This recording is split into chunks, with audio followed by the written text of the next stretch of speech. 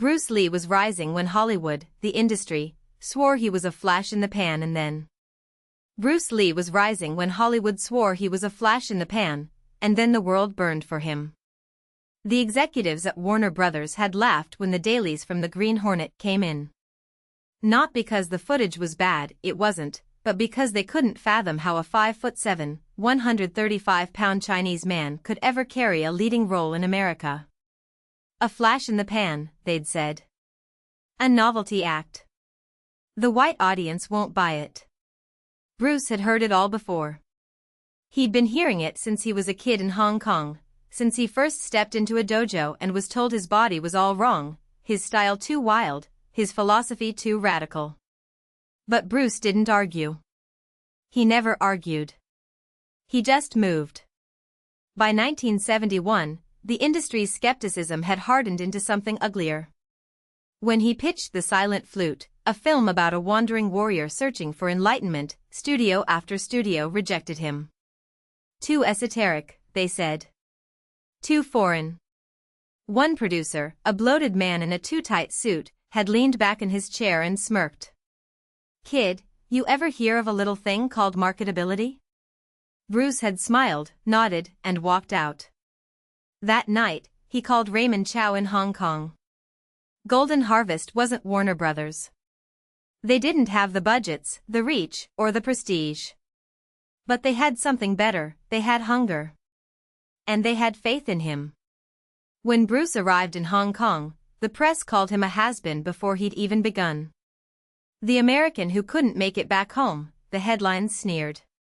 His first film for Golden Harvest, The Big Boss, was shot in 19 days on a shoestring budget. The fight choreography was raw, the editing choppy, the acting uneven.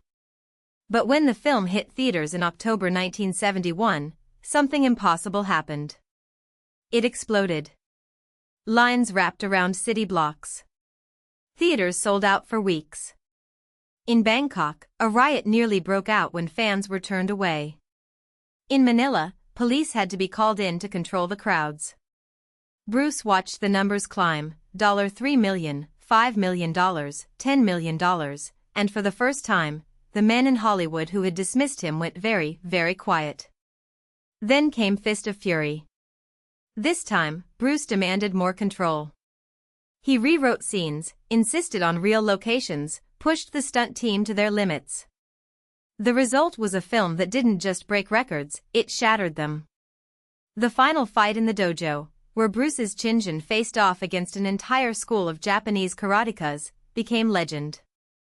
The moment he kicked the Sick Man of Asia sign in half wasn't just a stunt, it was a declaration. The film grossed over $100 million worldwide, a number unheard of for a Hong Kong production. Overnight, Bruce Lee wasn't just a star. He was a phenomenon. Hollywood took notice. But by then, Bruce wasn't interested in their scraps. He had his own vision. The Way of the Dragon was his directorial debut, a film where he controlled every frame, every punch, every line of dialogue. He cast himself opposite Chuck Norris in the Coliseum fight, not because he needed the name recognition, but because he wanted to prove that martial arts could be cinema. The film was a masterclass in tension, in precision, in the sheer joy of movement. When it premiered in 1972, even his harshest critics had to admit, this wasn't just a fight movie. This was art. But the industry still didn't get it. When Warner Brothers finally came knocking, it was with Enter the Dragon, a film they saw as a B-movie cash grab, a way to exploit the kung fu craze before it faded. They gave him a fraction of the budget they'd give a white action star, filled the cast with second-rate talent, and insisted on rewrites that watered down his ideas. Bruce played along, but he wasn't naive. He knew what they were doing. So he did what he always did, he worked harder. He trained the actors himself. He designed the fights to be faster, more brutal, more real than anything audiences had seen. He turned the villain, Han, into a grotesque, a man who had replaced his own hand with a claw, a metaphor for the corruption of power. And in the Hall of Mirrors finale, he didn't just fight. He performed. every strike, every block, every scream of pain was a middle finger to the men who had told him he'd never be more than a gimmick. Enter the Dragon was supposed to be his swan song in Hollywood. Instead, it became the highest-grossing martial arts film of all time. It turned Bruce Lee into a global icon. But by the time the numbers came in, Bruce was already gone. He had collapsed on the set of Game of Death in May 1973. The doctors called it cerebral edema. The tabloids whispered about drugs, about curses, about the Chinese curse that followed action stars. Bruce's mother, ever superstitious, begged him to slow down. His wife, Linda, pleaded with him to rest. But Bruce couldn't stop. He was too close. Game of Death was his magnum opus, a film that would redefine what martial arts cinema could be. He had already shot the iconic yellow jumpsuit fight.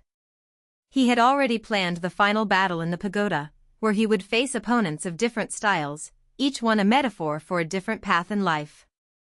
He was going to end it with a quote from his own philosophy: "The key to immortality is first living a life worth remembering."